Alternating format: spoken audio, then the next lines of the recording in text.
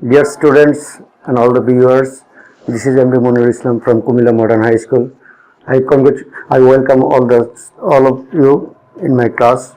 Today I am going to discuss on comparison of degree. For your better understanding, I would like to deliver my speech in Bangla. তোমরা সবাই ছাত্ররা সবাই জানো degree কথাটার অর্থ কি। আমি যদি ডিগ্রি কথাটার অর্থ না বুঝি তাহলে কিন্তু আমি পুরোপুরি বিষয়টা আয়ত্ত নিতে পারবো না। ডিগ্রি কথাটার অর্থ হচ্ছে মাত্রা। আমরা সাধারণত দৈনন্দিন যখন আবহাওয়ার খবরগুলো শুনি সেই ক্ষেত্রে আমরা ডিগ্রি কথাটা ব্যবহার দেখতে পাই। বলে থাকে যে আমাদের শহরের আজকের তাপমাত্রা এত ডিগ্রি সেলসিয়াস, তাহলে এটা পরিমাপ বোঝায়। তদ্রূপ এই পরিমাপের মধ্যে বিভিন্ন রকমের পরিমাপ রয়েছে। যেমন আমি বাংলা তোমাদের কয়েকটা উদাহরণ দিচ্ছি।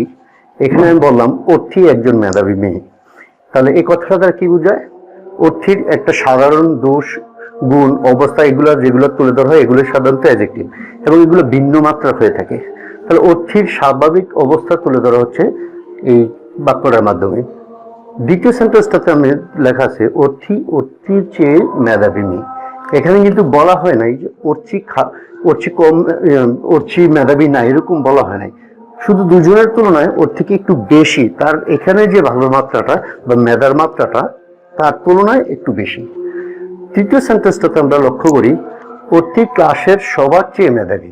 এখানে অন্য শিক্ষার্থীদের কিন্তু বলা হয় নাই যে তারা মেধাহীন, তারাও মেধাবী, তবে তাদের সবার সাথে তুলনা করে দেখা যাচ্ছে অর্থীর মেধাটা একটু বেশি।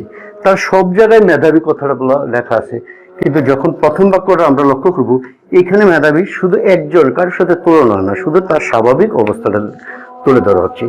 দ্বিতীয় সেন্টেন্সটাতে দুজনের মধ্যে তুলনা করে একজনের মেধার পরিমাণটা তুলে ধরা হচ্ছে। তাহলে এখানে আমরা পজিটিভ, এটা হচ্ছে যেখানে সাধারণ অবস্থা তুলে ধরা হয় এটা হচ্ছে পজিটিভ ডিগ্রি, এবং এটা হচ্ছে ডিগ্রির তিনটা ফর্ম। একটা হচ্ছে পজিটিভ, কম্পারেটিভ, সুপারলেটিভ।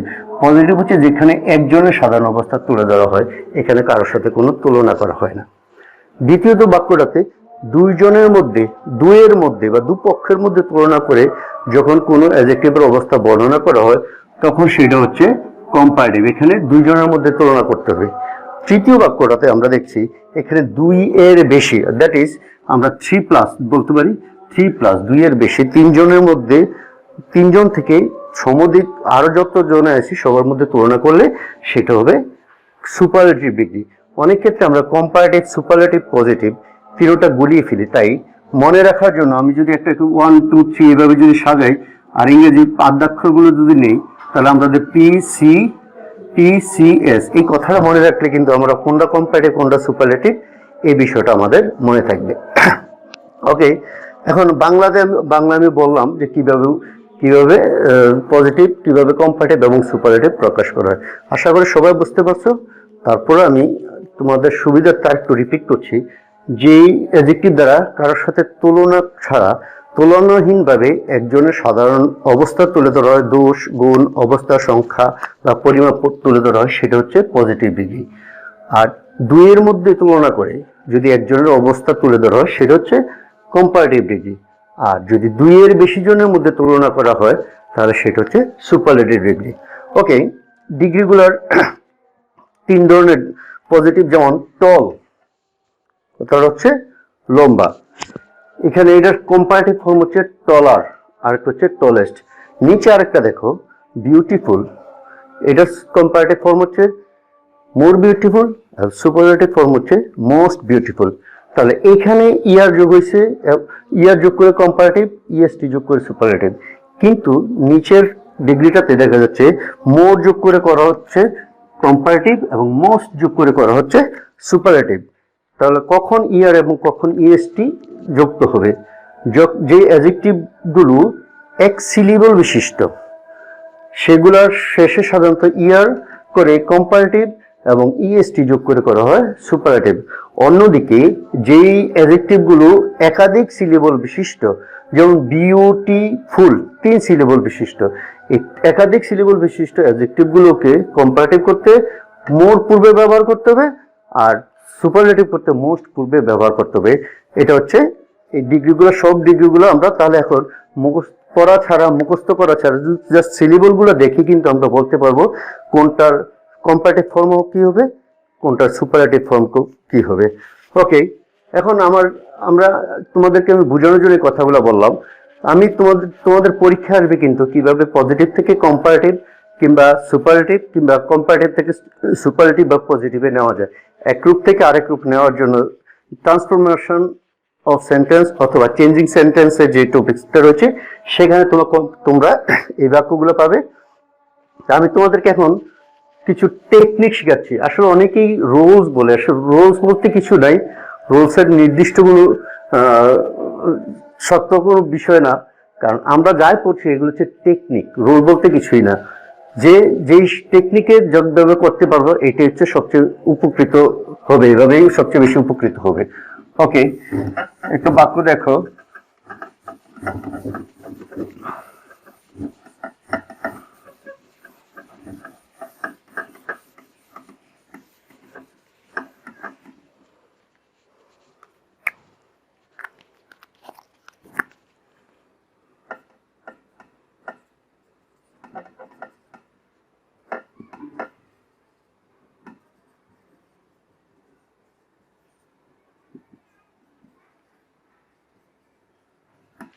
এটা হলো একটা বাক্য, Karim is the best boy in the class.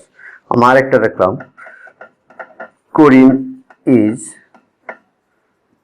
Better than any other boy in the class. আরেকটা বাক্য দেখো, very few boys in the class are as good as Karim। তিনটা বাক্য আমি তিন ধরনের ডিগ্রি প্রয়োগ করেছি। বাক্যগুলোর প্যাটার্ন যখন আমরা গঠন প্রণালী বা স্ট্রাকচার যখন আমরা লক্ষ্য করব তখন আমরা একটা জিনিস দেখি যে তিনটার গঠন প্রণালীটা হচ্ছে এই ডিগ্রি গঠিত বাক্যর subject plus verb plus form of degree plus extension। Degree গঠিত বাক্যগুলো সাধারণত এই চারটা অংশ নিয়েই গঠিত হয়। প্রথমে থাকে বাক্যটার সাবজেক্ট, তারপর থাকে ভার্ব, তারপর থাকে ফর্ম অফ ডিগ্রি, অতঃপর থাকে বাকি যা আছে সব কিছু আমি এক্সটেনশন অথবা কমপ্লিমেন্টস আকারে ধরে নিলাম। ওকে, আমি দেখি এই যে তিনটা বাক্য লিখেছি, তিনটা বাক্যের গঠন প্রণালী এক কিনা। এই বাক্যটাতে সাবজেক্ট হচ্ছে করিম, তারপরে কি আসছে ইজ, তাহলে ইজ নিশ্চয়ই ভার্ব। ফর্ম অফ ডিগ্রি লিখছি, তাহলে দি বেস্ট, এটা হচ্ছে ফর্ম অফ ডিগ্রি। আর ডিগ্রির পরে বাকি যা আছে সবগুলো হচ্ছে এক্সটেনশন। ওকে, এখন দ্বিতীয় বাক্যটার দিকে আমরা লক্ষ্য রাখি, দেখি এখানে আমরা বিশ্লেষণ করি। করিম সাবজেক্ট, তারপর ভার্বটা কি হবে, ইজ হচ্ছে ভার্ব, তাহলে ভার্ব আসছে।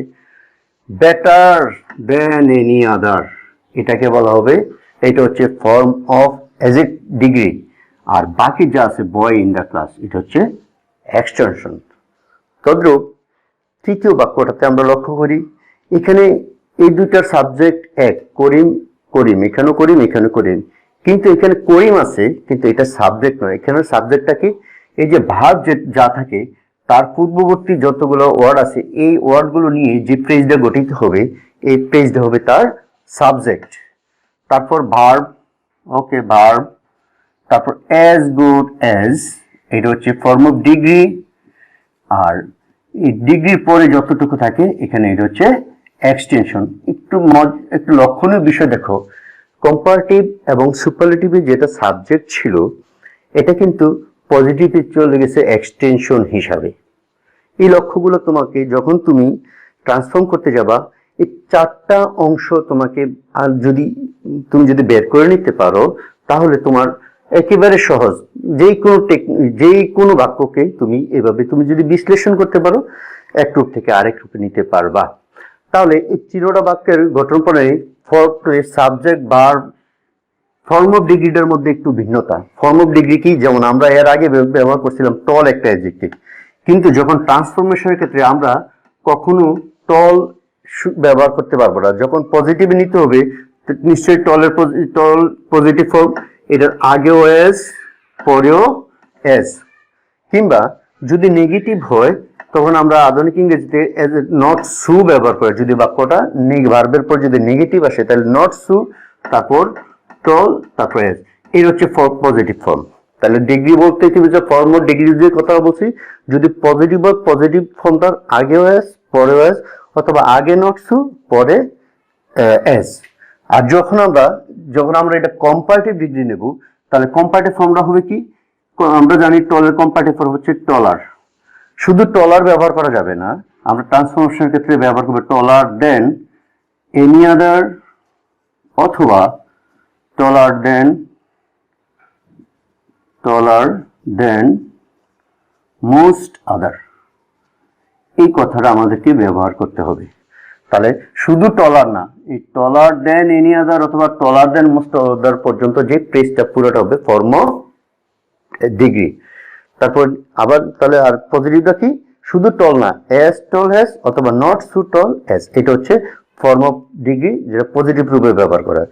আর আমরা যখন সুপারলেটিভ ব্যবহার করব, সুপারলেটিভ যেমন টলের আমরা ব্যবহার করছি টলেস্ট, কিন্তু বাক্যে শুধু টলেস্ট ব্যবহার করা যাবে না। সুপারলেটিভ ডিগ্রি ব্যবহার করতে হলে সুপারলেটিভ ডিগ্রিকে দি বসবে, অথবা সুপারলেটিভ ডিগ্রি পূর্বে ওয়ান অফ কথাটা ব্যবহার করবে, অর্থাৎ ওয়ান অফ দ্য টলেস্ট। তাহলে দেখো, শুধু যখন আমরা ডিগ্রি পড়াইতে গেলাম শুধু টলেস্ট ছিল সুপারলেটিভ ডিগ্রি অ্যাডজেক্টিভ এর সুপারলেটিভ ফর্ম, কিন্তু বাক্যের মধ্যে আমরা যখন ট্রান্সফরমেশন করব তখন কিন্তু শুধু টলেস্ট ব্যবহার করা যাবে না, ব্যবহার করতে হবে দি টলেস্ট অথবা ওয়ান অফ দি টলেস্ট।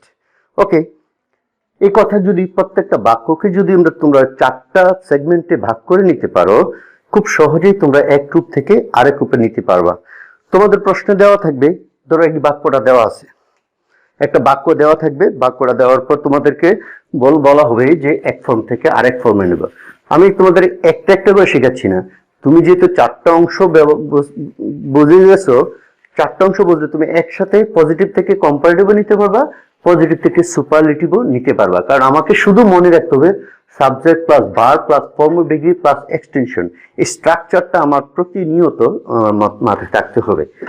ওকে, আমি আরেকটা বাক্য লিখে দিচ্ছি। এখন এই বাক্যটা যদি তোমরা বুঝতে পারো বা করতে পারো, এক রূপ থেকে আরেক রূপে নিতে পারবো, সেটাই হচ্ছে আমার আজকের এই ক্লাসের উদ্দেশ্য। ওকে, দেখো আমি লিখলাম the cow is considered to be the most useful, আমি ইচ্ছা করে একটু বড় বাক্য ব্যবহার করছি, the most useful animals, to be the most useful animal for the farmer। আমাদের অনেক ছাত্র পারে ফর দ্য ফার্মার, অনেক ছাত্ররা পারে, কিন্তু একটু ওভার কনফিডেন্স হওয়ার কারণে খুব তারা মাঝে মধ্যে ভুল করে ফেলে। এইটা তার কারণ হচ্ছে তারা একটু কেয়ারলেস হয়ে যায়, তখন তাদের আত্মবিশ্বাসটা বেশি বেড়ে যায়। কিন্তু তুমি যখন ধারাবাহিক এই যে 4টা অংশ আমি বিশ্লেষণ করে দেখালাম, এভাবে যদি 4টা অংশ বার করো তাহলে তোমার খুব ভুল হওয়ার কোনো সম্ভাবনাই থাকবে না। ওকে, এই বাক্যটা আমি বিশ্লেষণ করি। The cow subject, is considered to be, পুরো হচ্ছে ভার্বাল ফ্রেজ, কারণ ডিগ্রির আগ পর্যন্ত সাবজেক্ট এবং ডিগ্রির আগ পর্যন্ত মধ্যবর্তী স্থানেই থাকবে ভার্বটা। তারপর ফর্ম অফ অ্যাডজেক্টিভ কি? দ্য মোস্ট ইউজফুল, যে ডিগ্রির আগে দি বসছে, তাহলে এটা হচ্ছে ফর্ম অফ ডিগ্রি। আর এনিমেল ফর দ্য ফার্মার্স, এটা হচ্ছে এক্সটেনশন। তাহলে আমি আরেকটু লিখে নিই, সকল ছাত্ররা যখন এই 4টা অংশের নিচে এইভাবে দাগ দিয়ে থাকবা, তখন তোমাদের কখনো ভুল হওয়ার সম্ভাবনা থাকবে না। ডিগ্রি আর এটা হচ্ছে এক্সটেনশন। এখন এটা কোন ফর্ম? দ্য যেহেতু ডিগ্রির আগে দি আছে, তাহলে অবশ্যই এটা হচ্ছে সুপারলেটিভ ফর্ম। এখন এই সুপারলেটিভ থেকে আমি কম্পারেটিভ এবং পজিটিভে নেওয়া শিখবো, এবং পরবর্তীতে আবার কম্পারেটিভ থেকে বাকি 2টা, কিংবা সুপারলেটিভ পজিটিভ থেকে বাকি 2টা নেওয়া শিখবো। ওকে, এখন এটা যেহেতু পজিটিভ আছে, আমি এটা কম্পারেটিভ কিভাবে নেব? কম্পারেটিভ গঠন প্রণালী আমি আগে বলছি, সব সেন্টেন্সের জন্য গঠন প্রণালীটা কি? সাবজেক্ট প্রথমে বলবে সাবজেক্ট, এখানে সাবজেক্ট বসছে, তাহলে কম্পারেটিভ ও সাবজেক্ট বলবে। একটা জিনিস মনে রাখবা, কম্পারেটিভ এবং সুপারলেটিভের সাবজেক্ট একই থাকে, সাবজেক্ট এবং ভার্ব দুটো একই থাকে। কম্পারেটিভ থেকে সুপারলেটিভ কিংবা সুপারলেটিভ থেকে যখন কম্পারেটিভ করবে অনেক সহজ, শুধুমাত্র ডিগ্রিটার ফর্মটা চেঞ্জ করলেই একটা রূপ থেকে আরেকটা নেওয়া হয়ে যায়। কিন্তু যখন পজিটিভ থেকে আমরা অন্যটা নেব অথবা অন্য দুইটা থেকে পজিটিভ নেব তখন একটু ভিন্ন হয়। কিন্তু এখন কম্পারেটিভ নেওয়া অনেক সহজ, কারণ সুপারলেটিভের সাবজেক্ট দিকাও, কম্পারেটিভের সাবজেক্ট হবে দিকাও। সুপারলেটিভের subject is considered to be, কম্পারেটিভের subject is considered to be. Okay, তাহলে সাবজেক্ট বসালাম, ভার্ব বসালাম। এখন আমি কম্পারেটিভ নিচ্ছি, কম্পারেটিভ ফর্মটা বসাবো। কম্পারেটিভ ফর্মটা কি হবে? দ্য মোস্ট ইউজফুল এর কম্পারেটিভ ফর্ম হচ্ছে, যেখানে মোস্ট হয় এটা কম্পারেটিভ করতে হবে মোর ইউজফুল, সাথে শুধু মোর ইউজফুলের সাথে দেন এনি আদার অথবা মোস্ট আদার। যখন যদি সুপারলেটিভ ডিগ্রির আগে যদি ওয়ান অফ থাকে তখন লিখবো আমরা মোস্ট আদার, আর না ওয়ান অফ না থাকলে লিখবো এনি আদার।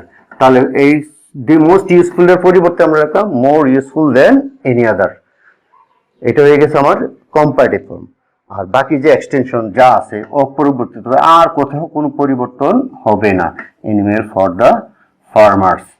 তাহলে নিশ্চয়ই তোমরা বুঝতে পারছো বা লক্ষ্য করছো যে এই যে সুপারলেটিভ থেকে আমরা যখন কম্পারেটিভে নিলাম, শুধুমাত্র ফর্ম অফ ডিগ্রি যে অংশটা, যে ফ্রেজটা, এটা শুধু চেঞ্জ হয়েছে, বাকি কোনো অংশই, বাকি তিনটা অংশ অপরিবর্তিত অবস্থায় রয়ে গেছে। পজিটিভ সুপারলেটিভ থেকে কম্পারেটিভ একেবারেই সহজ, শুধুমাত্র ফর্ম অফ অ্যাডজেক্টিভটা তোমাকে জানলেই হয়ে যাবে। এখন এটাকে আমি পজিটিভে নেব।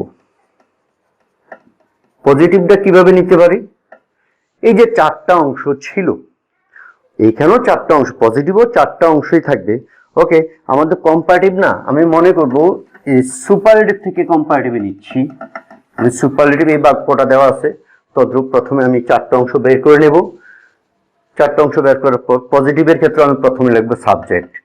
আমরা পজিটিভ থেকে সুপারলেটিভ থেকে যখন কম্পারেটিভ নিয়েছিলাম, সাবজেক্ট এটা যা ছিল ওইটা লাগছে, এটা তাই রাখছি। কিন্তু যখন পজিটিভে নেব, এই যে এক্সটেনশন যে পার্টটা থাকে, এই এক্সটেনশনটার আগে হয় ভেরি ফিউ অথবা নো আদার, ভেরি ফিউ অথবা নো আদার বসানোর পর যে ফ্রেজটা গঠিত হবে, তাহলে এখানে বসবে নো আদার। আরেকটা জিনিস লক্ষ্য মনে রাখার মতো, যখন অ্যাডজেক্টিভের পরে যে একটা নাউন থাকবে, নাউনটা যদি সিঙ্গুলার হয় মনে রাখবা নো আদার বসবে, নাউনটা যদি প্লুরাল হয় তখন ভেরি ফিউ বসবে। ঠিক আছে, তাহলে নো আদার বসবে এখানে, যেহেতু নাউনটা সিঙ্গুলার। নো আদার এক্সটেনশন হিসেবে আছে এনিমেল ফর দ্য ফার্মার্স। এই যে পেজটা গঠিত হলো, এই পেজটা হয়ে গেছে পজিটিভের জন্য সাবজেক্ট। তাহলে পজিটিভের সাবজেক্টটা কি হবে?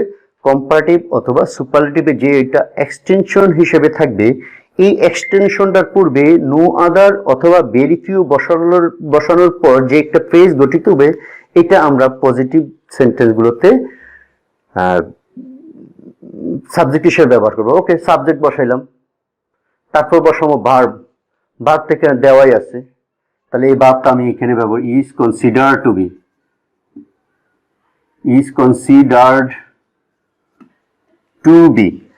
ভার্ব যা আছে ভার্ব বসাইলাম, তারপরে কি বসাবো? Form of degree. Okay, form, এই যে প্রশ্ন শুধু ডিগ্রিটা চেঞ্জ। দ্য মোস্ট ইউজফুলের জায়গায় আমরা জানি কি, ইউজফুলের আগে পজিটিভে এজ ব্যবহার করতে হবে, তারপর ইউজফুল ব্যবহার করতে হবে, তারপর হবে এজ, এজ ইউজফুল এজ। তারপর তাহলে আমরা বসাইলাম সাবজেক্ট, বসাইলাম ভার্ব, বসাইলাম ফর্ম অফ ডিগ্রি, বসাইলাম এক্সটেনশন। এখন বাকিটা ওই যে পজিটিভ সুপারলেটিভ কিংবা কম্পারেটিভে যেটা সাবজেক্ট হিসেবে ছিল, এটা পরবর্তীতে পজিটিভের ক্ষেত্রে এক্সটেনশন হিসেবে কাজ করে। এই কাজ, এটা অনেকটা বয়েজের মতো। বয়েজে যেহেতু সাবজেক্ট, যেরকম সাবজেক্টটা অবজেক্টের মতো, অবজেক্টের জায়গায় চলে যায়, এখানেও এই সাবজেক্টটা এজ এর পরে এক্সটেনশন হিসেবে চলে গেল। তাহলে আমরা নিশ্চয়ই তোমরা বুঝতে পারছো একটা রূপ থেকে আরেকটা রূপে কিভাবে নেওয়া যায়। তো ওকে, এখন আমি এটা নিলাম সুপারলেটিভের আরেকটা বাক্য দিচ্ছি। একরকম বাক্য, বাক্য তো অনেক রকমের আছে। আসলে আমি আবারও বলছি, নিয়ম নির্দিষ্ট নাই, এটা হচ্ছে টেকনিক। তুমি কোন টেকনিকে এটা নিতে পারো, এটা হচ্ছে বড় কথা। যখন তুমি ইংরেজিতে একটু বেশি অভিজ্ঞ হবা, তুমি দেখবা যে ওয়ার্ড লেখলেই তো হয়ে যায়, অনেক ওয়ার্ড লেখলেই হয়ে যায়। শুধুমাত্র ভাবটা যদি তুমি ঠিকমতো বসাতে পারো একটা বাক্যের মধ্যে, তাহলে ভাবটা সঠিক হওয়ার সম্ভাবনা খুব বেশি থাকে। ওকে, আরেকটা বাক্য দেখো, the gold of Africa, the gold of Africa is one of the most valuable metals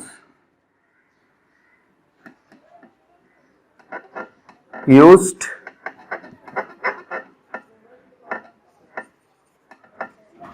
by the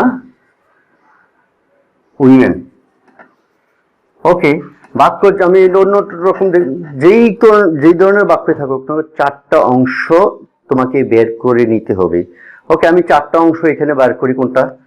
যদি ইজ ভার্ব, তাহলে ভার্বের আগ পর্যন্ত আছে দি গোল্ড অফ আফ্রিকা, এটা হচ্ছে সাবজেক্ট। ওইখানে ইজ কনসিডার টু বি, কিন্তু এখানে ভার্বটা আরো সহজ, শুধু ইজ। আর ফর্ম অফ ডিগ্রির মধ্যে আমরা দেখছিলাম ডিগ্রির আগে ওয়ান অফ থাকতেও পারে, না থাকতে, এখানে ওয়ান অফ আছে, তাহলে ওয়ান অফ থেকে শুরু করে দ্য মোস্ট ভ্যালুয়েবল পর্যন্ত হচ্ছে form of degree. Okay, next বাকি কি ডিগ্রির পরে?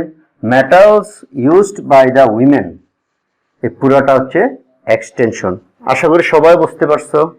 তাহলে চারটা আমি এইভাবে যদি লিখে দিই, তাহলে বাক্যটা পুরো ফ্রেজটা একসাথে আলাদা থাকলে বোঝা যাবে। তাহলে দেখো, এই বাক্যটাতে চারটা পার্ট, যেইভাবেই থাকুক না কেন, এই চারটা অংশ যদি আমি বের করে নিতে পারি, তোমার মনে 90% কম্পারিজন অফ অ্যাডজেক্টিভের কাজ শেষ। এই ধরনের বাক্যগুলো তুমি ট্রান্সফর্ম করতে পারবা। ওকে, তাহলে এটা সুপারলেটিভ ফর্ম, এটা চিনার উপর হচ্ছে অ্যাডজেক্টিভের আগে ওয়ান অফ আছে অথবা অ্যাডজেক্টিভের আগে দি আছে। তাহলে এখানে আমি কম্পারেটিভ নেব কি? গঠন প্রণালী একই, সাবজেক্ট। তাহলে আমরা তো বলছি সুপারলেটিভ এবং থেকে কম্পারেটিভের সাবজেক্টে কোনো পরিবর্তন হবে না। তাহলে কম্পারেটিভ লিখব কি? The gold of Africa, subject, তারপর বসাবো ভার্ব।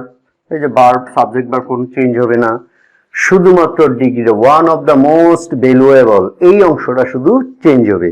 তো মোস্ট ভ্যালুয়েবল জায়গায় আমরা জানি কি? More valuable, more valuable. তারপর দেন বলছি এনি আদার অথবা মোস্ট আদার। যখন ডিগ্রির পূর্বে ওয়ান অফ থাকে, সুপারলেটিভের পূর্বে যদি ওয়ান অফ থাকে, তখন আমরা দেনের পর লিখবো মোস্ট আদার। আর যদি ওয়ান অফ না থাকতো লিখতাম এনি আদার। তাহলে আমি নিশ্চয়ই, আমার মনে হয় তোমরা বুঝে গেছো কখন মোর আদার, এনি আদার ব্যবহার হবে, কখন মোস্ট আদার ব্যবহার করবে। শুধু এই ডিগ্রিটা চেঞ্জ করলাম। তাহলে এটা অপরিবর্তিত অবস্থা রইলো, এই অংশটা অপরিবর্তিত অবস্থায় রইলো, শুধু এই ফর্ম অফ অ্যাডজেক্টিভ যেটা বা ফর্ম অফ ডিগ্রি যেটা, এটা চেঞ্জ হয়েছে। আর এক্সটেনশনও কোনো পরিবর্তন হবে না। Most other metals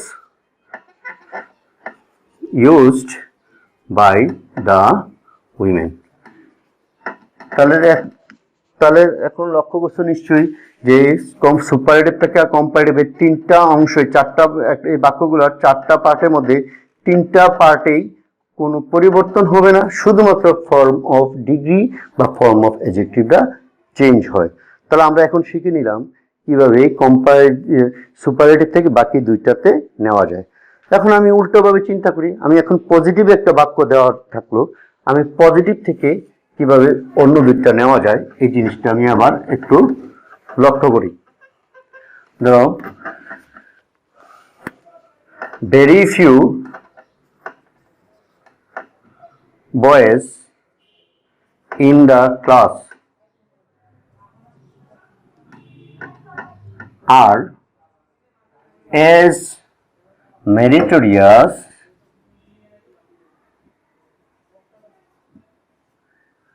as my younger brother।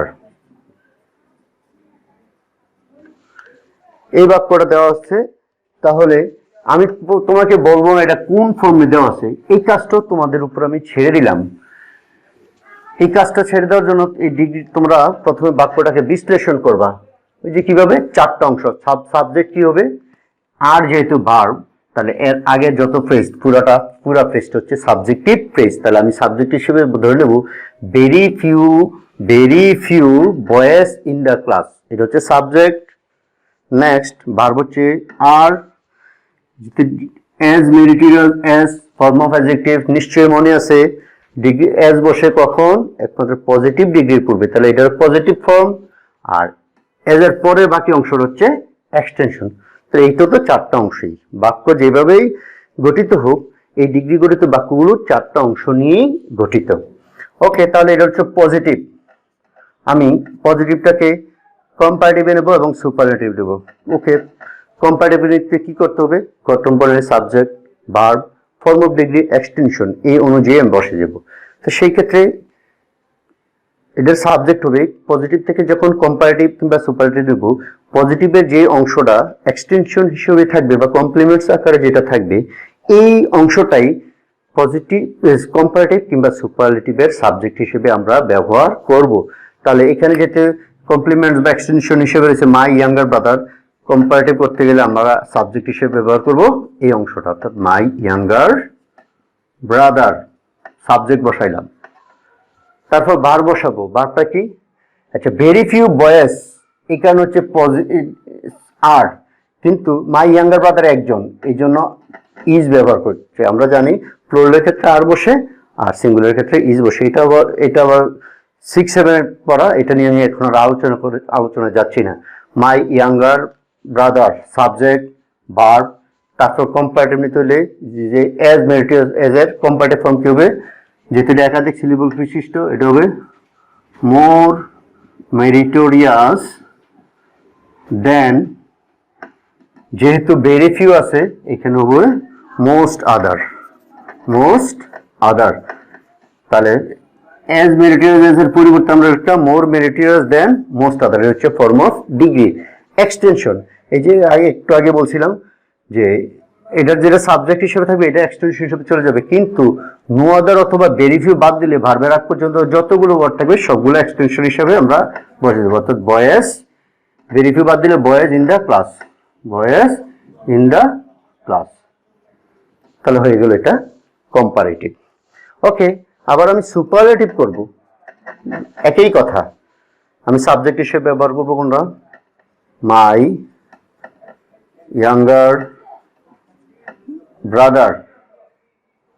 তারপর সাবজেক্ট ভার্ব হিসেবে ব্যবহার করবো ওই যে ইজ, অ্যাজ মেরিটোরিয়াস এর পরিবর্তে আমরা ব্যবহার করব দা, যেহেতু ভেরি ফিউ থাকলে সুপারলেটিভে ওয়ান অফ কথাটা আসবে, one of the most meritorious,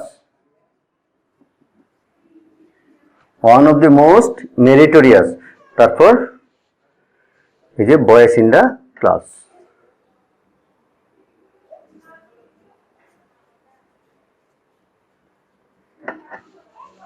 তাহলে নিশ্চয়ই প্রিয় শিক্ষার্থীরা তোমরা বুঝতে পারছো যে যখন পজিটিভ থেকে কম্পারেটিভ কিংবা সুপারলেটিভে কিংবা সুপারলেটিভ থেকে পজিটিভ কিংবা কম্পারেটিভে তার ডিগ্রি গঠিত বাক্যগুলো এক গ্রুপ থেকে যখন আরেক গ্রুপে আমাকে নিতে হবে, যদি বাক্যটা চারটা অংশ যদি আমি বের করতে পারি তাহলে যে কোনো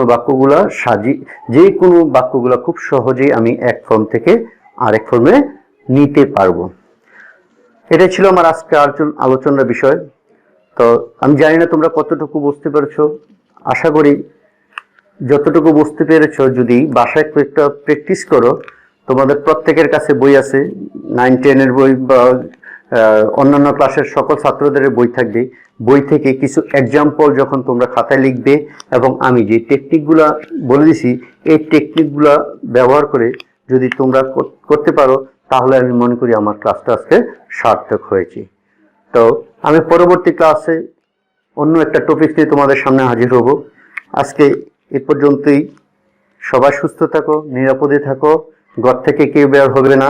আমরা করোনার যুদ্ধের পাশাপাশি আমরা আমাদের লেখাপড়াও একটা যুদ্ধ, সেই যুদ্ধে জয়ী হওয়ার চেষ্টা করব। তাই নিয়মিত আমাদের ক্লাসগুলো দেখব, আমাদের সরকারি নির্দেশনা মেনে চলবো। সবাই আল্লাহ হাফেজ।